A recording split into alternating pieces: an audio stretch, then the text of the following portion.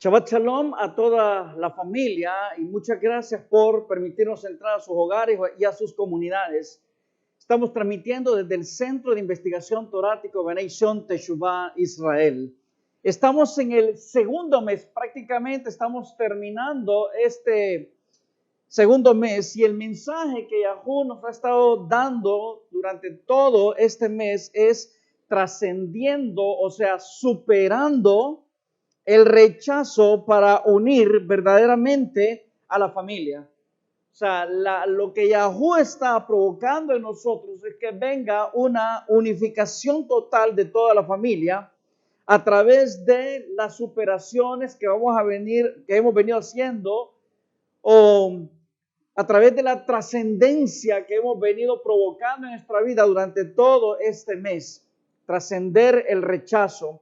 Estamos en la parashá número 9 y esta parashá tiene por nombre Vayeshev. Vayeshev se traduce o se interpreta como y se asentó. Y se asentó. Esta porción se encuentra en el capítulo 32, verso 4, Bereshit, hasta el capítulo 36, verso 43. Hoy vamos a tratar del capítulo 37, verso 1 en adelante. Y dice, y se asentó Jacob en la Eretz, donde peregrinó su padre en la Eretz de Genán. Verso 2. Estos fueron los toldot de Jacob. Joseph, siendo de edad de 17 años, apacentaba las ovejas con sus hermanos, y el joven estaba con los hijos de Bilha y con los hijos de Silfa, mujeres de su padre, e informaba Joseph a su padre la mala fama de ellos. Y amaba a Israel a Joseph más que a todos sus hijos, porque le había tenido en su vejez y le hizo una túnica de manga larga. Y viendo a sus hermanos que su padre lo amaba más que a todos sus hermanos, lo aborrecían y no le podían hablar pacíficamente. Y soñó Joseph un sueño y lo contó a sus hermanos y ellos lo aborrecieron todavía más. Y él les dijo, escuchen ahora este sueño que he soñado. He aquí que atábamos manojos en medio de la sadé, en medio de la tierra, del campo, y he aquí que mi manojo se levantaba y estaba derecho, y que sus manojos estaban alrededor y se inclinaban a mi manojo. Y le respondieron sus hermanos, ¿vas a reinar tú sobre nosotros o gobernarás sobre nosotros? Y le aborrecieron aún más a causa de sus sueños y de sus palabras. Y soñó aún otro sueño y lo contó a sus hermanos diciendo, he aquí que he soñado otro sueño y he aquí que el sol y la luna y 11 estrellas se inclinaban a mí. Y lo contó a sus padres y a sus hermanos y su padre le reprendió y le dijo, ¿qué sueño es este que soñaste? ¿Vamos a venir yo y tu madre y tus hermanos a inclinarnos a ti a Eretz? Y sus hermanos le tenían envidia, pero su padre guardaba aquellas palabras. Esta historia realmente que como que nos conmueve un poco por las cosas que está diciendo y nos muestran cosas impresionantes que no solamente han pasado en la historia torática, escritural o la del Sefer, sino que están pasando en la vida de nosotros. En el capítulo 37, verso 1, comenzamos hablando acerca de esto y decía, y se asentó Jacob en la Eretz, donde peregrinó su padre en la Eretz de Genán. Si ustedes ven el mapa, a mí siempre me gusta traer el mapa, mostrarles el mapa, porque a través de él ustedes empiezan a conocer cómo se dieron todos estos eventos en Medio Oriente. Verso 2. Estos fueron los toldot de Jacob. Esto es importante, por favor, preste la atención a esto. Dice, estos fueron los toldot de Jacob. Joseph, siendo de edad de 17 años, apacentaba las ovejas con sus hermanos y el joven estaba con los hijos de Bilha y con los hijos de Silfa, mujeres de su padre, e informaba Joseph a su padre la mala fama de ellos. Ahora, si toldot, yo no sé cómo usted lo estará leyendo en sus escrituras, pero si toldot se traduce como generaciones, entonces la pregunta es, ¿por qué no comienza dando el toldot o las generaciones con Reúben? Porque en la mayoría de las Biblias se habla acerca de generaciones, como si se tratase de genealogía. Y no es de eso que habla Toldot, la palabra Toldot, porque Toldot es, y lo hemos enseñado en las otras enseñanzas, y tenemos que dar toda una oración para que usted logre captar, no solamente en su mente, sino en su corazón, lo que significa realmente, o lo que se interpreta como la palabra Toldot. Porque tuvo que haber comenzado este capítulo hablando de, y estos son los Toldot de Jacob. Jacob engendró a Reuben, que fue el primer hijo que tuvo Jacob, pero no comienza ahí, sino que comienza hablando acerca de Joseph a la edad de 17 años. Entonces, aquí hay algo interesante, porque vamos a hablar más del propósito de Toldot. Habíamos traducido Toldot como la fuerza viva y creadora en constante movimiento. En pocas palabras, es algo que está sucediendo a través de la vida de Joseph, o algo que va a suceder, que va a acontecer, que va a cambiar definitivamente todo este engranaje de la vida del pueblo de Israel a través de la vida de Joseph. Entonces, Toldot es el propósito que está emergiendo y que en ese momento se está viendo por las circunstancias y las situaciones que van a suceder. El Toldot es la circunstancia que están pasando en el momento con un propósito. O sea, no importa lo que vaya a suceder, esto es parte del propósito. Verso 2, lo que estábamos leyendo, 37:2. Estos fueron los Toldot de Jacob. Joseph, mire cómo comienza diciendo, comienza hablando de Joseph, y Joseph realmente era el hijo número 11. Dice, Joseph, siendo de edad de 17 años, apacentaba las ovejas con sus hermanos, y el joven estaba con los hijos de Bilha y con los hijos de Silpa, mujeres de su padre, e informaba a Joseph a su padre la mala fama de ellos. Verso 3, y amaba Israel a Joseph más que a todos sus hijos, porque le había tenido en su vejez y le hizo una túnica de manga larga. Ahora, si usted lee este verso y presta atención, acuérdense que después de Joseph, ¿quién seguía? Benjamín. Entonces la pregunta es, ¿por qué Israel amaba más a Joseph aún que Benjamín? ¿Por qué no amaba igual a Benjamín sabiendo que Benjamín era hijo también de la mujer amada de Rachel? ¿Por qué?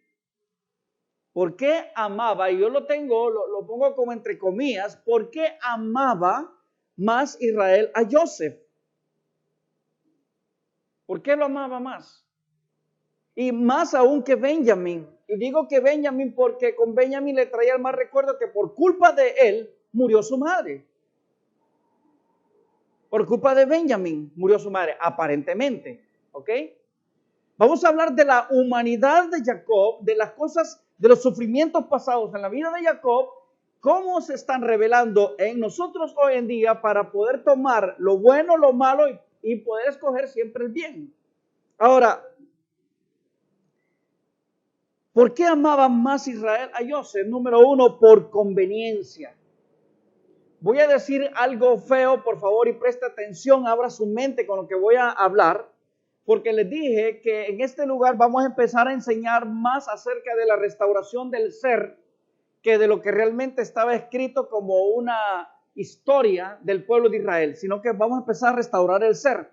¿Por qué amaba más Israel a Joseph? Por conveniencia, porque él era egoísta, porque estaba pensando en el dolor de él. En pocas palabras, no amaba a Joseph por Joseph, sino porque Joseph representaba a la madre o a la mujer que él amaba, que en este caso era Rachel.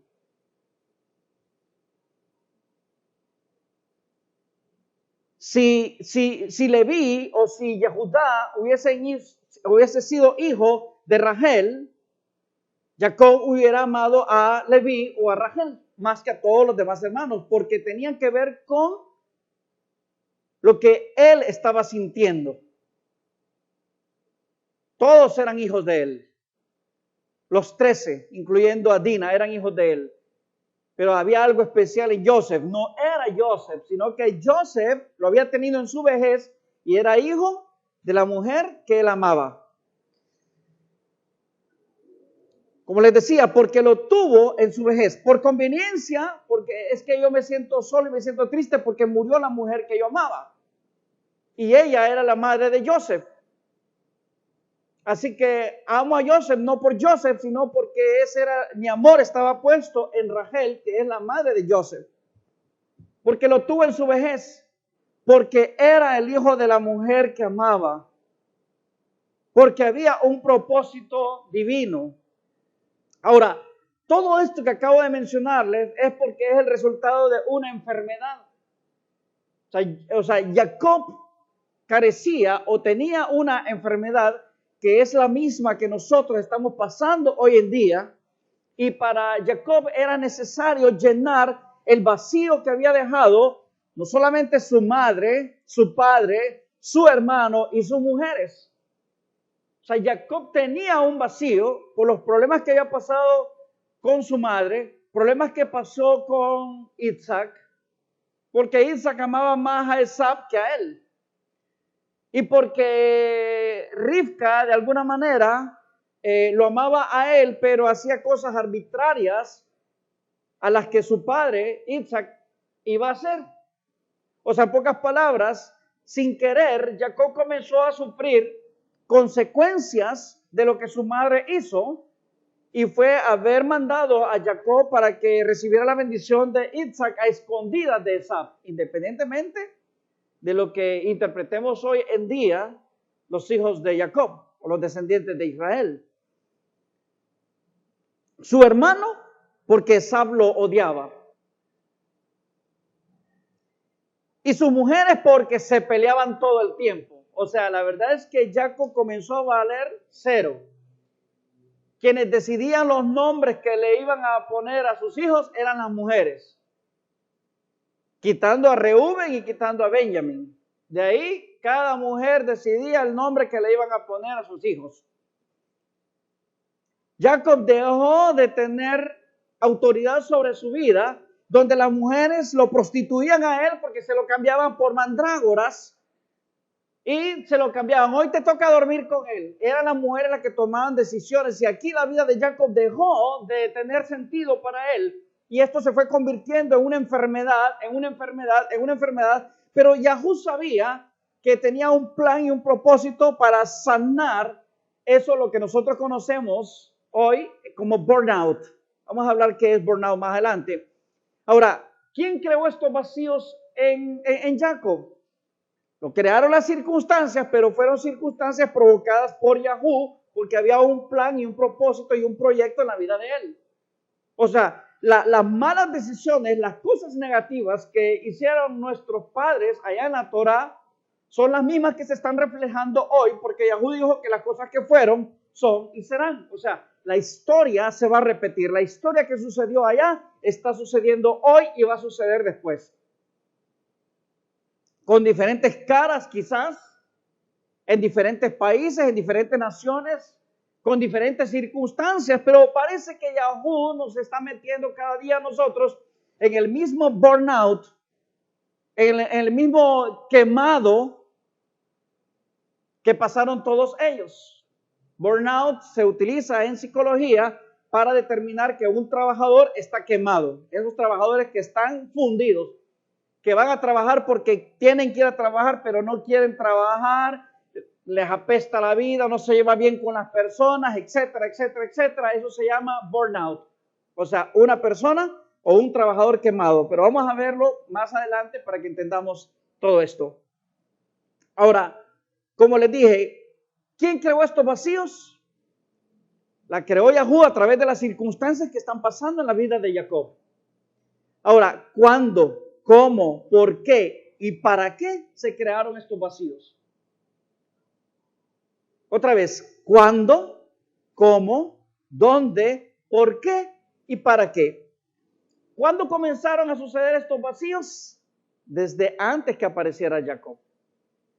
Todo comenzó con Yahú cuando llama a Abraham. Después que Yahú llama a Abraham, ¿cómo pasó esto? Haciendo una promesa perpetua. O sea, fíjense cómo comienza sin querer la enfermedad de un nieto que no había nacido.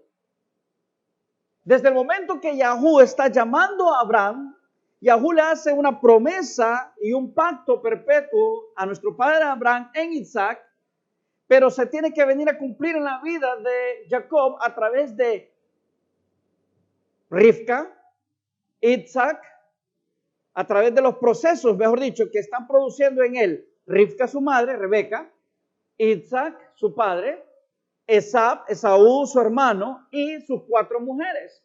Todos estos personajes o todos estos actores están causando en la vida de Jacob el cuándo comenzó, cómo, dónde, y todo comenzó en Harán. ¿Por qué? Porque había un plan divino. Si a usted le está pasando algo malo en este preciso momento que lo tiene lleno de dolor, posiblemente usted quiere que la tierra se abra, se lo trague o se trague a aquellas personas, pero no se da cuenta que hay un plan y hay un propósito divino porque Yahú hizo el final desde el principio. Ahora, ¿para qué hizo esto? Número 1, porque el hombre o el Adán cayó en pecado y Yahú necesita crear algo que se le llama redención. Hay que redimir al Adán. ¿Por qué? Porque hay que cumplir con un plan celestial. O sea, en pocas palabras, hay un plan divino y hay un plan celestial que Yahú tiene en sus manos. Ahora, ¿cuál es el plan celestial? ¿Sabe cuál es el plan celestial? Es transformación para poder retornar al yo soy.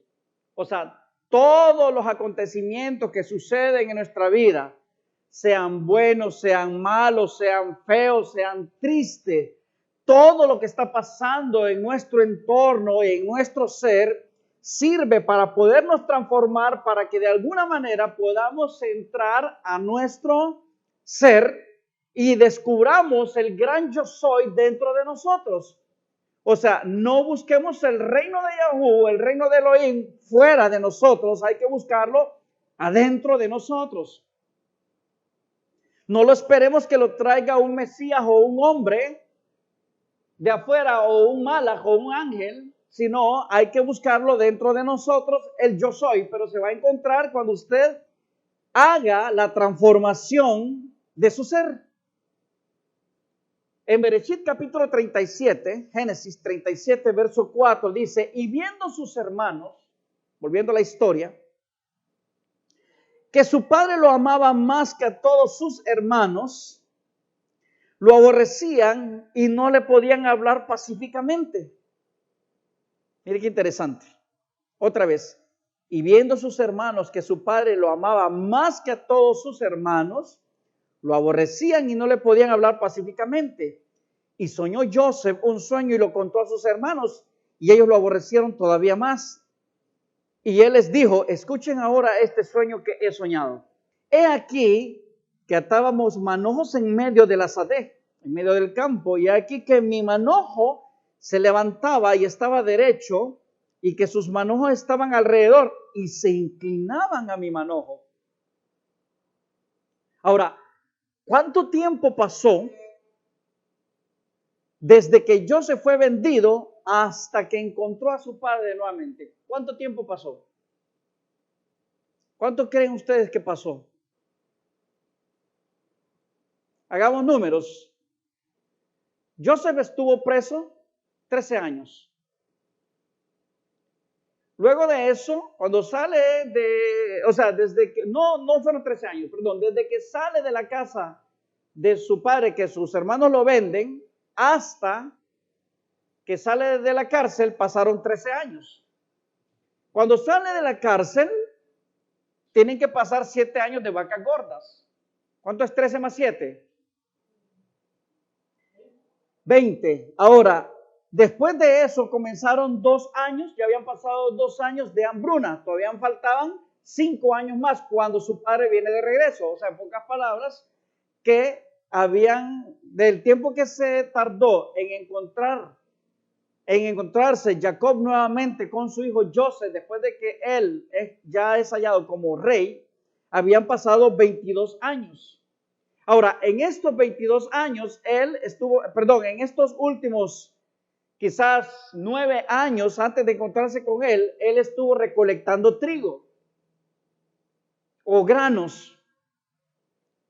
Y hay tipos de trigo, quiero hablarles un poquito acerca de estos tipos de trigo, algo rápido, porque me interesa uno de ellos, porque acuérdense que yo hablo bastante de la gematría, y la gematría es la que nos va a entregar realmente el desarrollo de este mensaje hoy. Una de las palabras que se utilizan para trigo es la palabra Dagán. Dagán. Dagán es aumento, grano, pan y trigo. Esta palabra la pueden encontrar usted en Bereshit capítulo 27, verso 28. Aunque la palabra Dagán viene también de la palabra Dagó, que significa peces, que lo pueden encontrar en Bereshit capítulo 48, verso 16, si lo lee en hebreo, como grandes peces. O sea, en pocas palabras, Israel significa grandes peces en medio de la tierra, pero también grandes cantidades de trigo en todas las naciones de la tierra. Ahora, luego también se utiliza la palabra bar para trigo, y es grano de cualquier tipo, aun cuando está en el campo, pasto, trigo o grano. Esto se encuentra en Bereshit, Génesis, capítulo 45, verso 23. Luego está la palabra shever, en hebreo, shever. Shever es grano como si fuera roto en sus granos individuales, alimento comestible o trigo.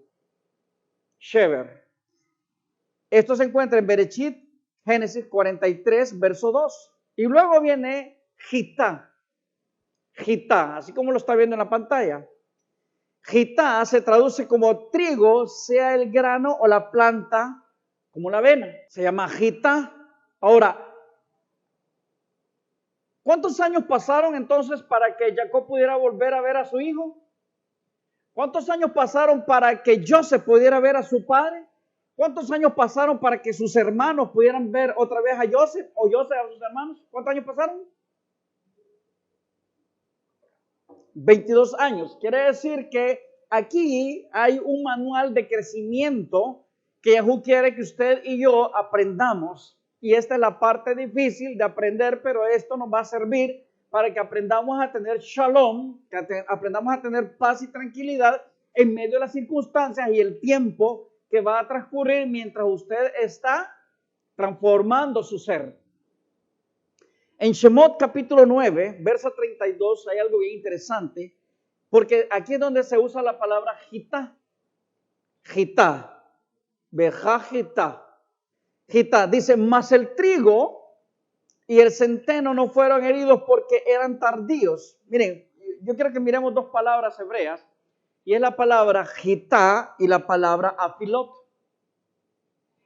Afilot lo traducen en las escrituras como tardíos. O sea, en pocas palabras, para que usted me entienda, cuando cayó la plaga de granizo, no destruyó al trigo ni al centeno. ¿Por qué? Porque estaban en afilot. O sea, ¿qué significa? Tardíos. Tardíos significa que ellos estaban todavía debajo de la tierra. Por eso es que se dice que la cebada y el lino fueron destruidos porque ya estaban en Aviv. O sea, la cebada estaba en Aviv y el trigo estaba ya como una caña, ya estaban levantados. Nada más que la diferencia es que uno estaba maduro y el otro todavía no. Así que el granizo, las plagas de granizo cayeron y destruyeron lo que estaba por encima de la tierra. ¿Por qué no tocó al trigo y al centeno? Porque estaban debajo de la tierra. Estaban tardíos para nacer. Pero no me gusta usar la palabra tardío aquí porque parece ser como que ya había pasado el tiempo y ellos todavía no habían salido. No, no es cierto. Todas las plantas tienen su proceso de nacer, de crecer y de reproducirse. Todas. Este es el tema de la vida. Ahora, usted dice, pero ¿qué tiene que ver esto con lo que estamos hablando? Y tiene mucho que ver Porque la palabra jitá, lo que usted conoce como trigo, jitá, tiene un valor numérico. Por ejemplo, la letra Het tiene el valor numérico de 8, la letra Tet tiene el valor numérico de 9 y la letra G el valor numérico de 5. Si usted suma 8 más 9 más 5, ¿cuánto le da? 22. 22. ¿Qué tiene que ver esto del trigo? 22. ¿Sabe por qué? Porque pasaron 22 años que se tardó Jacob para superar el rechazo. O sea, Yahú comenzó a tratar con Jacob a través de todo lo malo que le venía pasando la vida a Jacob. Todas las circunstancias negativas de la vida de Jacob comenzaron desde que nació. Se venía peleando en el vientre con Esab, luego no se querían con Esab le vende la primogenitura, la bendición que era para Esab la agarra a Jacob, y usted se da cuenta que todo es discusión, pelea. Pero todo esto tiene un plan y tiene un propósito. Otra vez, la palabra jitá, que es la que usted lee como trigo, tiene valor numérico de 22. Ahora, esos 22 años, por lo menos en la vida de Jacob, eran necesarios para poder sobrepasar o para poder sanar el rechazo que había tenido en toda su vida. Yahú dijo, te voy a pasar por el desierto. Y a pesar de que no solamente fue el desierto con la vida de Joseph, pero quiero enfocarme hoy en estos 22 años de haber perdido a su esperanza, porque Jacob estaba llenando ese vacío que había dejado su madre, su padre, su hermano, su suegro, y que había dejado sus mujeres en su vida. Y no solamente eso, sino que aparece la aparente muerte de Joseph, y ahí Yahú empieza a tratar con él para que se dé cuenta que muriéndose Joseph tenía otros hijos más que había que amar y cuidar. Pero le tardó 22 años a Jacob poder restaurar su ser. La pregunta es, ¿habrá superado su ser? 22 años de Joseph para aprender a menguar. Porque Joseph se creía grande porque sus sueños lo ponían en un podio grande. O sea, todos ustedes se postraban delante de mí. La gente, sus hermanos lo empezaron a odiar. Su padre se cayó, pero igual dice, ¿tú qué estás diciendo? Que tu madre y yo nos vamos a postrar delante de ti. Acuérdense que Rachel ya había muerto. Y luego 22 años de los hermanos de Joseph en crecimiento. O sea, para que los hermanos de Joseph lograran algo en estos 22 años, yo no sé si usted se ha puesto a pensar cuántos años lleva usted por el proceso en su vida, cuánto usted ha tenido que llorar, que pasar tristezas, angustias, desiertos, soledad, hambre, etcétera. Y usted dice, ¿hasta cuándo, Padre? ¿Hasta cuándo se va a acabar este suplicio, este dolor, esta tristeza? ¿Hasta cuándo voy a seguir en esta circunstancia? Y no se desespere porque Yahú lo tiene a usted o la tiene a usted en afilot. O sea, no es de todo malo que esté en afilot. En afilot significa que todavía estamos crudos, significa que todavía estamos debajo de la tierra, pero no es malo. Hoy quiero enseñarle algo diferente. No es malo. ¿Cómo estaba el trigo? El trigo se salvó, ¿por qué? Porque no había nacido exactamente, porque estaba en afilot. O sea, esto me va a llamar mucho la atención y me gustó mucho. Yo quiero que usted, por favor, abra su mente con lo que le voy a enseñar. Oiga lo que dice el verso, otra vez. Shemot 9:32. Mas el trigo, jitá, que tiene el valor numérico de 22, recuerde, y el centeno no fueron heridos. ¿Por qué? Porque estaban tardíos, dice. La palabra ahí que se usa en hebreo es la palabra afilot. Afilot. Ahora, dije yo, eso de tardío a mí como que no me convence. Aquí tiene que haber algo escondido. Y me fui a ver en el hebreo y empecé a buscar las palabras que tenían que ver con afilot y me encontré con la palabra afil. Y afil significa debilidad, inmaduro, tardío. ¿Ok? Pero a su vez esta palabra afil viene de la palabra hebrea afel. Y afel significa oscuro. Afel significa oscuro. En Amós, capítulo 5, verso 20, dice, ¿no será el día de Yahú tinieblas y no luz, oscuridad que no tiene resplandor? ¿Cómo va a ser el día de Yahú? Oscuro. Ahora, miren qué cosa más interesante. La cebada, ¿cómo estaba entonces? Cuando fue destruida por la plaga de granizo. ¿Cómo estaba? La cebada estaba en Abib. La cebada estaba madura, ya estaba en Abib.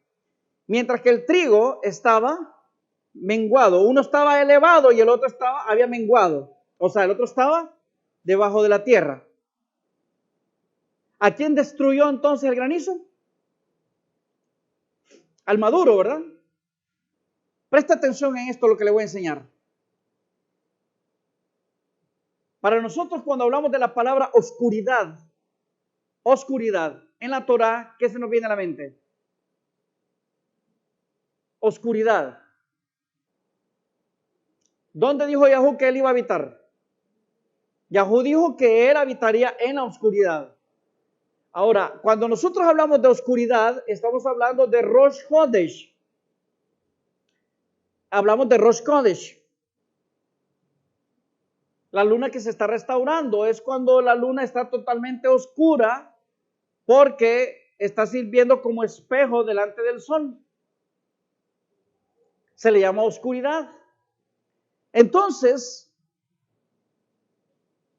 otra vez, quiere decir que ¿dónde se encontraba el trigo? En oscuridad. O sea, el trigo estaba debajo de la tierra. Ahora, ¿dónde estaba la cebada? Madura. Por favor, abra la mente con lo que le voy a enseñar en este momento. Cuando hay una fruta madura, ¿qué se hace? Hay que apedrearla. O sea, una fruta madura tiene dos posibles trabajos en su vida. Una es que sirva como alimento y otra es que se pudra y vuelva otra vez ¿a dónde? A la tierra. Vuelve a la oscuridad. ¿Ya? Si usted no está dando un buen fruto, entonces usted va a caer nuevamente a tierra y se le va a dar otra oportunidad más cayendo a tierra.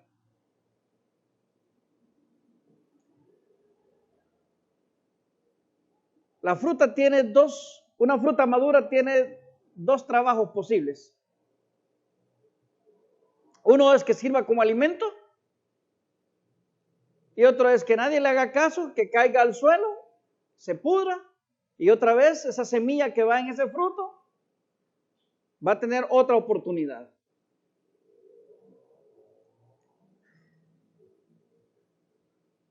¿Sabe qué me quedé pensando? No sé si voy a decir un disparate y por favor discúlpeme, esto anótelo a nombre mío. Pero yo prefiero quedarme en afilot toda mi vida que quedarme maduro. ¿Sabe por qué afilot? ¿Sabe por qué estoy diciendo esto? Sépame entender lo que voy a decir, por favor. Porque una persona que está en afilot, el espíritu de afilot significa que usted va a crecer como la aurora de aumento en aumento. ¿Hasta cuándo? Hasta que el día sea perfecto. Ahora, ¿cuándo va a llegar a ser el día perfecto? Hasta que usted se muera. Entonces, el espíritu que tenemos que tener nosotros hoy, aquí en este lugar, es que yo prefiero estar en afilot todos los días creciendo y no creerme que llegué a la maduración, porque si llego a la maduración, Yahú va a mandar granizo para saber si realmente soy una fruta que está madura.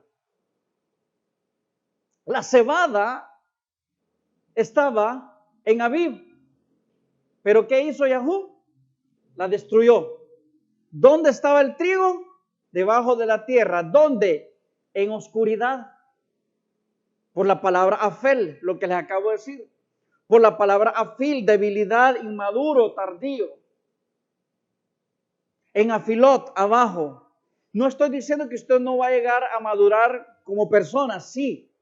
Pero hoy le preguntaba a una hermana que tiene 75 años, que es activísima. Hoy ella es de La Ceiba, Rachel.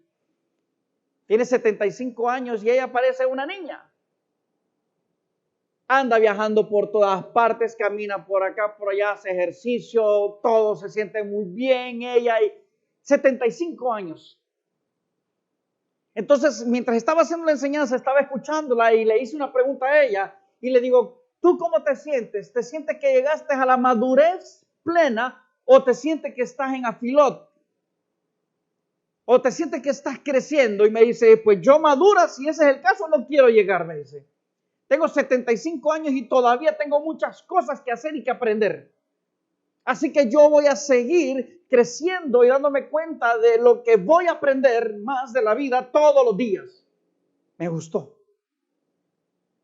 Entonces yo prefiero mirarme como afilot, así esté a los 90 años, así esté a 5 minutos para morir. Quiero seguirme viendo como afilot, como aquella persona que no va a parar de aprender todos los días de su vida. Aprender, aprender, aprender, crecer, crecer, crecer. Los que llegaron a la plenitud de la madurez son aquellos que empiezan a juzgar a los demás porque ya ellos están en el top. Ya ellos alcanzaron el nivel más óptimo. Ya ellos se sentaron en la silla de Yahoo. Entonces una persona, entre comillas, madura, tiene la capacidad de juzgar al resto. Porque ya llegó a la plenitud de la madurez. Pero ¿qué hace Yahoo cuando ya están maduros? ¿Qué hizo Yahoo con la cebada? Yahoo mandó la plaga, granizo. ¿Y qué hizo con esa cebada madura? La destruyó. Entonces, hay aparentemente madurez en nuestra vida cuando creemos que sabemos unas cuantas cositas. ¿Cuál era el toldot de Jacob? ¿Cuál era realmente el toldot de Jacob? Era Joseph.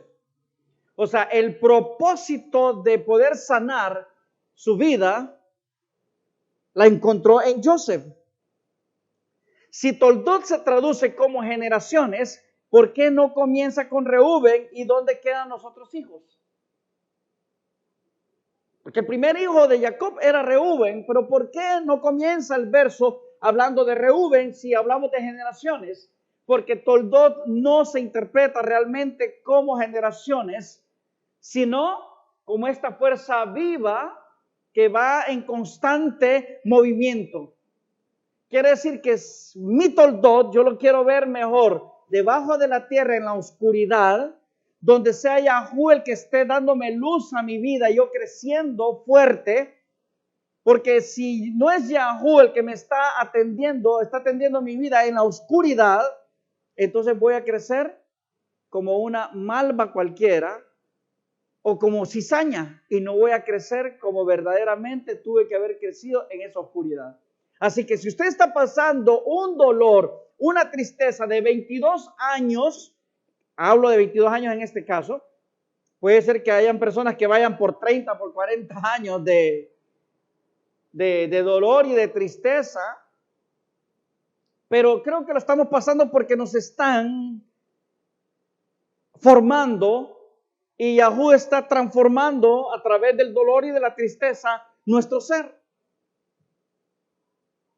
Ahora, hay unos ingredientes perfectos para el comienzo de esta escuela. Y estos ingredientes son los sueños que elevan a Joseph. O sea, Joseph recibió sueños de wow. Es que, brother, a ti se postraban delante de ti todos los demás hermanos que tú tenías. Qué hermoso se siente, ¿verdad? Es que a ti te echaban aceite sobre tu cabeza y te ungieron como rey. ¡Wow! O sea, eso nos eleva y nos hace sentir que estamos por encima de los demás. Y eso le pasó a Melech David, al rey David, le pusieron aceite sobre su cabeza y aunque aparentemente estábamos hablando de algo grande que estaba pasando en su vida, realmente estaba pasando algo doloroso y triste en la vida de él porque comenzó un proceso de dolor en la vida de él. Así que si usted está pasando por dolor, por tristeza, por angustia, dése por bien servido que usted está pasando el Niágara en bicicleta y que está pasando el proceso de transformación de Yahweh en su vida. Pero estos sueños que elevan a Joseph a creerse más que sus hermanos van acompañados con el amor de su padre. O sea, era suficiente para que él se sintiera que él estaba por encima de los demás. Pero a través de estos sueños y el contárselo a sus hermanos empezaron a odiarlo, pero esto había un propósito en este odio. ¿Por qué había un propósito? Porque sin ese odio no lo hubiesen metido en el pozo. Si no lo meten en el pozo, no lo venden a los madianitas. Si no lo venden a los madianitas, no llega a Egipto. Si no llega a Egipto, no es comprado por Potifar. Si no lo compra Potifar, la mujer de Potifar no lo hubiera seducido. Si no lo seduce la esposa de Potifar, no lo meten en la cárcel. Si no lo meten en la cárcel, no conoce al copero y al panadero. Si no conoce al copero y al panadero, no le revela sus sueños. Si no le revela sus sueños, el rey cuando tiene el sueño no lo sacan de la cárcel, pero resulta ser que lo sacaron de la cárcel. Llegó donde el rey, interpretó correctamente los sueños del faraón y después de ello, de interpretárselo, a él lo elevan a ser el virrey de Misraim. Cuando sus hermanos llegan, le dicen, por favor, perdónanos, y él les dice, no se preocupen, que Yahweh es el que ha preparado todo esto para preservar la vida de ustedes. Así que, si en este momento usted está pasando por esos procesos llenos de tristeza, de dolor y de angustia, no se preocupe, posiblemente usted sea el Joseph o la Joseph de estos tiempos para poder llegar algún día a preservar la vida de sus hermanos. ¿Qué unía entonces a Jacob con sus hijos? Había una consanguinidad social. Presta atención a esto. ¿Qué era lo que unía a Jacob con sus hijos? Había una consanguinidad social. ¿A qué me refiero cuando hablo de esto? Al vínculo social creado por el hecho de haber engendrado un hijo. ¿Sabe de qué estoy hablando? Hay hijos que yo le pregunto, ¿y tu papá? No sé, por ahí estará el Señor. Algunos de ustedes, o sea, dicen, bueno, sí, la verdad es que no le debo nada a mi papá, pero es mi papá, me engendró. ¿Cuántas personas hay? ¿Cuántos hijos hay que dicen, bueno, sí, me engendró, pero ahí está? O sea, yo entiendo socialmente que hay un vínculo que hay con mi padre porque me engendró y lo conozco y sé quién es el Señor, pero realmente yo no recibí de él, no estuve con él todo el tiempo, no me cuidó cuando lo necesitaba, etcétera, etcétera, etcétera. Pero es mi papá. Y responsablemente voy a hacer algo porque me toca ser responsable con él. Y esto es lo que está viviendo Jacob con sus hijos, porque sí es verdad, amaba a Joseph, pero a sus otros hijos posiblemente los amaba, pero la conexión que él tenía era con Joseph, pero no era por Joseph, sino porque Joseph era hijo de la mujer que él amaba. Y no solamente eso, sino que era el hijo que había tenido en su vejez. O sea, en pocas palabras, Jacob era egoísta, estaba pensando en él nada más porque sus otros hijos no le importaban. ¿Cuántos de los que me están escuchando sienten que estas palabras, parece que están hablando de mí? Ahora, aparece el vínculo, se cierra esta parte con esta porción de estos hijos que sus padres no fueron con ellos como debieron haber sido, pero aparece la java, aparece el amor. Y aquí viene otra parte que muchos me van a atacar por lo que voy a decir. Y el amor realmente, cuando nosotros hablamos del amor, yo escribí que son vínculos creados por relaciones. Escuche bien, lo que entendemos nosotros hoy por amor son vínculos creados por relaciones, costumbres, sentimientos, estímulos e intereses que promueven la sanidad. Yo conozco hijos que dicen, ¿cómo te llevas con tu papá? De hecho, para escribir esto, tuve que hacer estas preguntas, porque quiero hablar de cosas reales. Yo quiero que este mensaje vaya dirigido a personas reales que entienden lo que está pasando en su vida y aún en la mía. Entonces le pregunté yo a esta persona, ¿cómo te llevas con tu padre? Y me dice, pues bueno, hablo con él de vez en cuando y ahí está. ¿Cómo te llevas con tu madre? No, eso es con mi mamá. Todos los días hablo, me gusta ir con ella, nos vamos de compras, vamos para acá todo el tiempo. Hay una coinonía tremenda con mi madre, pero con mi padre la verdad es que está ahí. Sé que me engendró y claro, yo lo quiero a mi papá, pero es que no es lo mismo que con mi mamá. Y le digo, ¿a qué se debe esto? Y me dice, bueno, porque de alguna manera con mi madre se han creado vínculos donde desde que estaba pequeño estuvo conmigo, me cuidó, me protegió, estuvo ahí.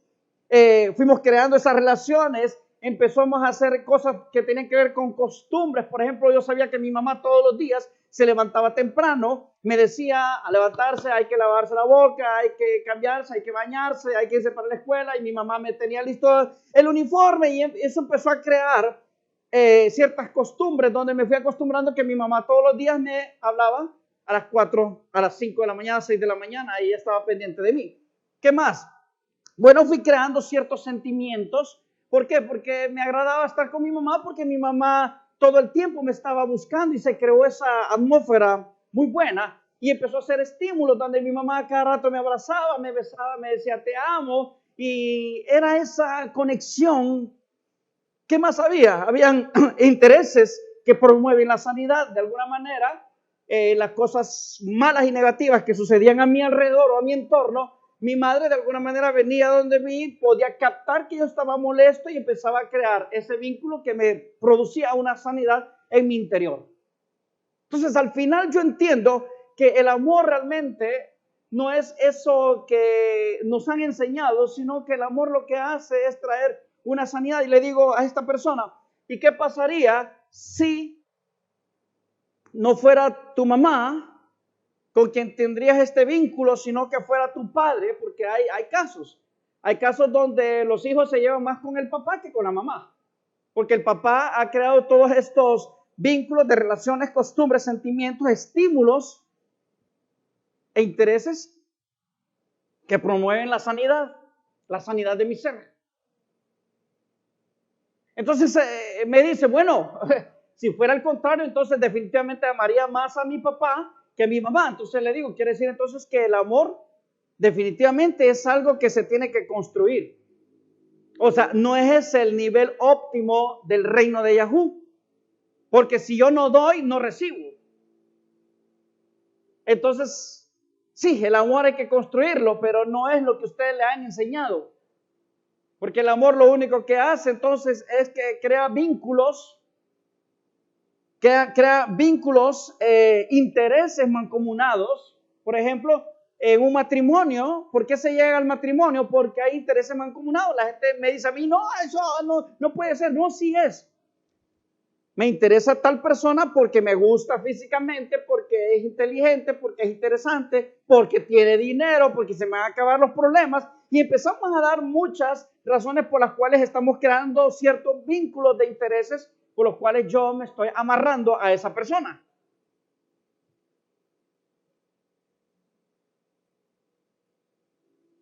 Wow. Y eso es amor. Ahora, algunas personas han de estar diciendo, pero es que no, porque es que el amor, dicen, y empiezan, y nos vamos a 1 Corintios capítulo 13, donde dice que el amor es ¿qué cosa? Sufrido. Desde el momento que es sufrido, quiere decir que el amor tiene que ver con intereses. Es que no sabes lo que sufro. Interés. Estarías contento si no sufrirías. El amor es sufrido, es benigno, no tiene envidia, no es jactancioso. Pero cuando tiene todo eso, entonces el amor realmente es solamente un vínculo creado por relaciones, costumbres, sentimientos, estímulos e intereses que promueven la sanidad, que no es malo. Pero ¿por qué yo estoy hablando de esto? Porque hay algo que está por encima del amor. Y eso es lo que se conoce como la palabra kabot. Kabot es lo que usted entiende por gloria o interpreta por gloria. ¿Y sabe qué definido por el tema de la gloria, de la kabot? Que es la ruaj que mantiene la unidad. O sea, se lo voy a poner de esta manera. Hay madres o hay padres que parece que están dando indicios o inicios de la cabot. Una madre hacia su hija o hacia su hijo, desde que nace como que tiene esto. Y eso no quiere decir que los hijos lleguen a desarrollarlo igual. Porque los hijos pueden hacer la diferencia entre mamá y papá. Con mi mamá es que mi mamá estuvo siempre conmigo. Y tu papá, mi papá no ha estado siempre conmigo, pero mi mamá siempre estuvo conmigo. Los hijos pueden tener eso hacia sus padres, pero los padres cuando realmente aman, cuando realmente sienten esa cabot, ellos no miden absolutamente nada. Por eso es que el amor de los padres o el amor de la madre es comparado a la es comparado a la cabot. Yeshua nos enseña algo muy interesante de esto. Yeshua dice, Padre, dame de aquella, ¿qué? De aquella gloria que tuve, o sea que Yeshua no tenía la cabot en ese momento, la gloria del Padre no la tenía. Dame de aquella gloria que tuve contigo antes que el mundo fuese. Entonces eso es lo que tenemos que anhelar nosotros llegar a tener, cosa que va a ser bien difícil realmente llegar a tener cabot. Porque cabot significa que es un espíritu que mantiene la unidad. No importa cuánto yo me lleve con mi mamá o me lleve con mi papá o me lleve con cualquiera de ustedes, no vamos a ser iguales. Vamos a tener maneras diferentes de pensar, de sentir. Pero ese nivel de la cabot, ¿sabe qué? Cuando yo veo el ahava, cuando yo veo el amor, me veo allá abajo de la tierra. Me veo en Afilot, me veo como el trigo que está debajo de la tierra. ¿Por qué me veo ahí? Porque eso me da la impresión que yo voy a tener que estar todos los días creando vínculos, acercándome a la sanidad, al amor, porque mi mirada es llegar hacia la cabot, pero la gloria de Yahú nadie la puede sentir ni ver si no es a través de la muerte. O sea, nosotros vamos a ir como la aurora en momento hasta que el día sea perfecto, pero el día va a ser perfecto no con la edad que yo tenga, ni con la madurez que yo haya alcanzado, sino con mi muerte.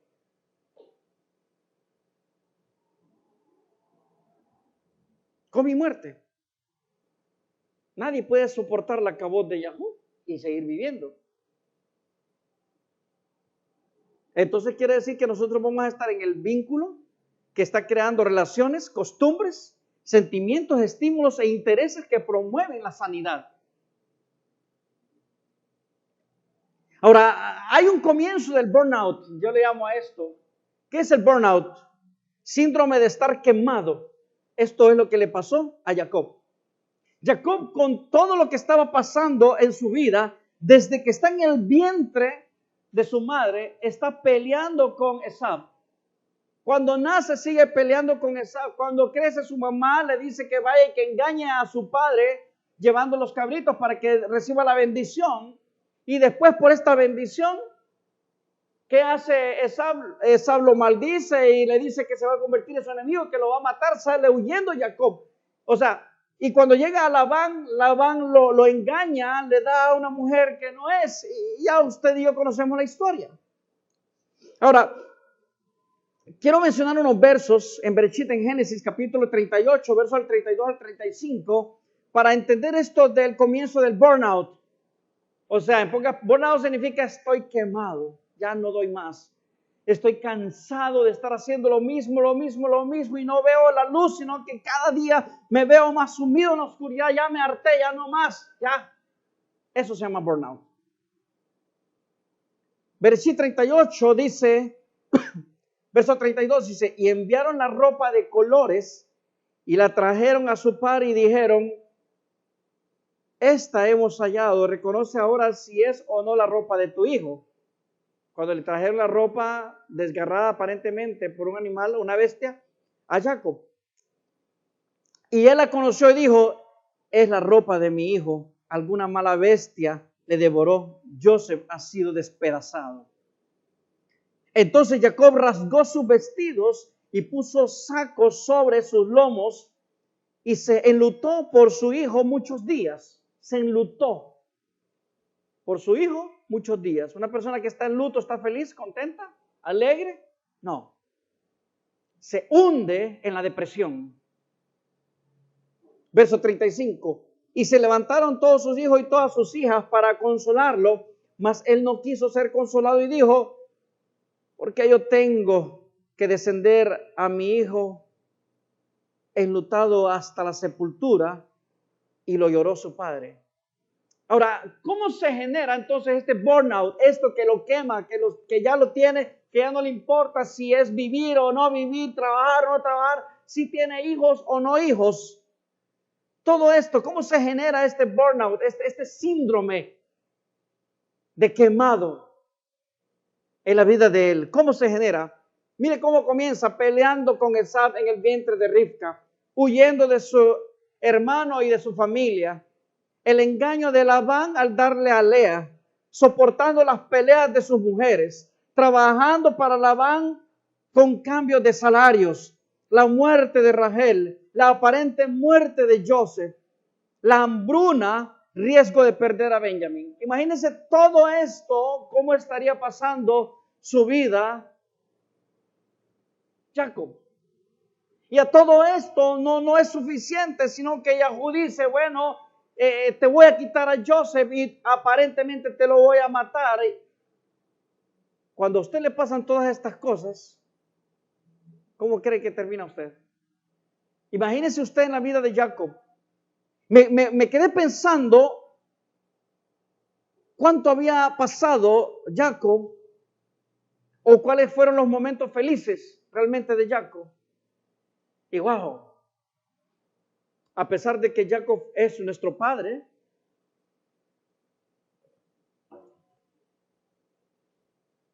empecé a entender por qué posiblemente Jacob tuvo depresión. ¿Usted cree que pasó depresión con todo esto? ¿Tristeza? Desidia significa ya no me importa nada. Incredulidad, el rechazo, la indolencia, la insensibilidad. ¿Habrá pasado todo esto, Jacob? Y todo esto se une a lo que se llama burnout. O sea, en pocas palabras, Jacob está con síndrome de burnout, donde él ya no es feliz. Ya no hay nada que lo alegre. Se murió la mujer que amaba, pero no solo eso, sino que también está muerto el hijo de la mujer que yo amaba. Imagínense la vida de Jacob. Triste, con dolor, con angustia, depresión, desidia, incredulidad, rechazo, indolencia, insensibilidad. Ya no me importa lo que pase. ¿Y sabe por qué yo digo esto? Porque después, cuando sus hijos vienen con los granos de regreso, cuando ya ha pasado el tiempo y ya Joseph es el virrey en Misraim, en Egipto, para poder hacer todo esto, y con la mentira que los había agarrado Joseph aparentemente, dejan preso a uno de sus hermanos, a Shimeón. Y llegan allá a decirle que dijo el virrey que si no traían a su hermano menor, que era Benjamín, no iba a dejar salir a Shimeón. ¿Sabe una cosa? Sus hermanos llegaron, se lo contaron a su padre, y a su padre Jacob no le importó Shimeón. Hasta que comenzó la hambruna nuevamente y no había que comer y se iba a morir toda su familia de hambre, entonces decide que no queda de otra mandar a Benjamín. O sea, ¿cómo estaría Jacob, que no le importaba Shimeón, que no le importaban sus otros hijos? Estaba pasando un proceso de egoísmo, y parece ser que de alguna manera todos pasamos por ese momento, donde no nos importa nada ni nadie. La pregunta del millón es: ¿cómo vencemos entonces el burnout? Escuche esto. ¿Cómo vencemos ese momento de desidia, de tristeza, de angustia? ¿Cómo lo vencemos? Cuando la motivación sea más grande que el reto. Esta es la parte sabia, pero esta es la más difícil. Usted tiene que llegar a encontrar una motivación que esté por encima de cualquier reto. Ayer yo le preguntaba a unas personas que cuáles eran sus miedos más grandes y me dicen, el miedo más grande que yo tengo son los ratones. Y le digo, si yo le doy $1,000 y le digo que se meta en un cuarto pequeño con 20 ratas, lo haría, ni aunque me dé 50.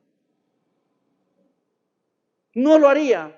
Y de verdad es así de fuerte el miedo que le tiene y el asco que le tiene a las ratas. Así de fuerte es. No importa la cantidad de plata que usted me dé, no lo voy a hacer nunca. Y le digo, ¿quiere que le demuestre que eso es mentira? Y me dice, eso no va a suceder. ¿Quiere que se lo demuestre que eso es mentira? Hágalo, me dice. Y le digo, imagínense que su bebé de 1 año está en medio de 100 ratas en un cuartito y le está gritando, mami, ayúdame. ¿Qué haría usted? Y se puso a reír. ¿Qué haría?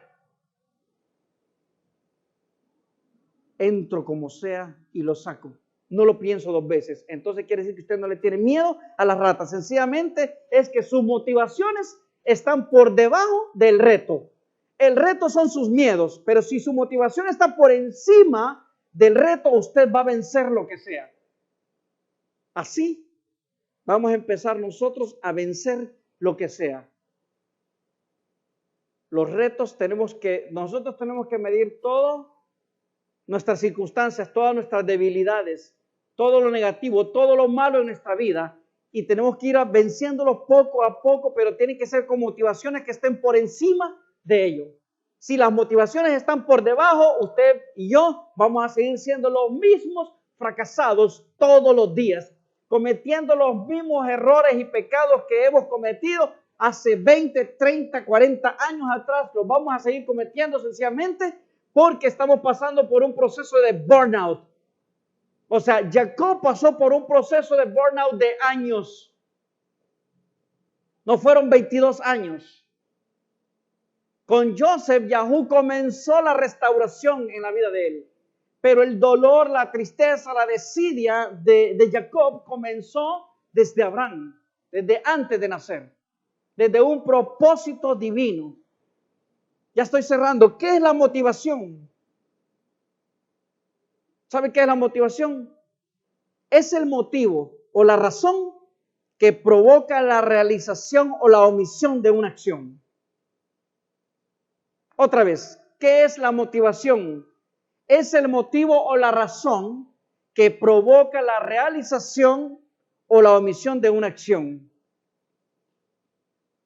¿Qué más? Es la manifestación del poder de mi ser para superar las circunstancias. Usted tiene que encontrar en su ser el poder para poder superar cualquier reto o cualquier circunstancia adversa que esté en su vida y que no le permita a usted poder crecer. Nosotros no crecemos porque tenemos mala suerte, no crecemos porque nacimos con familias pobres, con familias disfuncionales, no. Nosotros no crecemos sencillamente porque nuestras motivaciones en la vida siempre han estado por debajo de nuestros propios retos y las circunstancias han estado por encima de todo. Entonces, hágase un autoexamen, comience a evaluar su vida y revise si sus motivaciones están en el camino correcto. No teman o no temamos, tenemos que confiar en Él. Y quiero enseñar algo rápido, fugaz.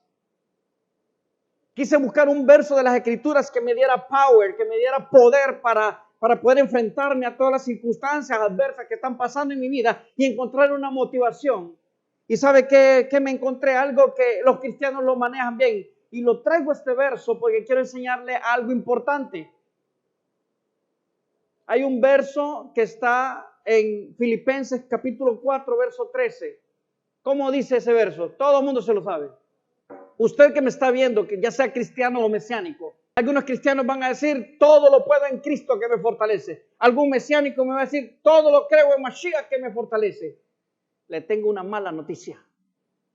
Quiero que se vaya al griego, por favor, de este verso. Y se lo voy a poner en griego, cómo se lee y cómo se traduce. para que usted no va a decir que me estoy inventando cosas. Últimamente, yo no sé por qué Yahoo me ha estado dando a mí que busque el griego, porque aquí van a empezar a caer muchas mentiras. Está en griego arriba, yo no hablo griego, pero soy experto en computadoras y me voy a buscar en los que sí saben.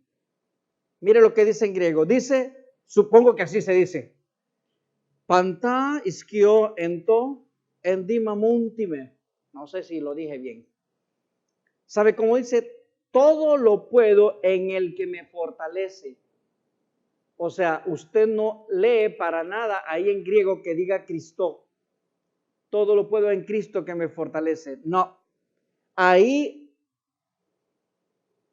mi hermano Rab Shaul, Pablo, está diciendo todo lo puedo en el que me fortalece. Ahora la pregunta es, la gente diría, ¿y quién me fortalece? Cristo, es la gente. No.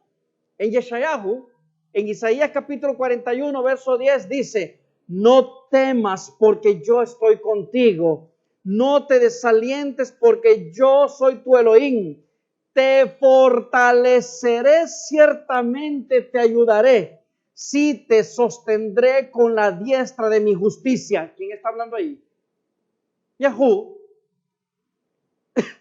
Todo lo puedo en el que me fortalece.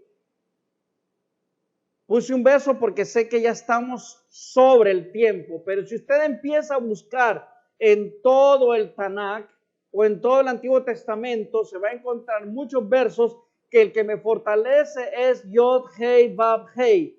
Yahú es su nombre, así que ustedes de ahora en adelante busquen, por favor, pastores que me están escuchando, cristianos que me están escuchando, católicos, mesiánicos, busquen en el griego este verso donde dice, todo lo puedo en el que me fortalece, y el que me fortalece a mí se llama Yahú Sebaot.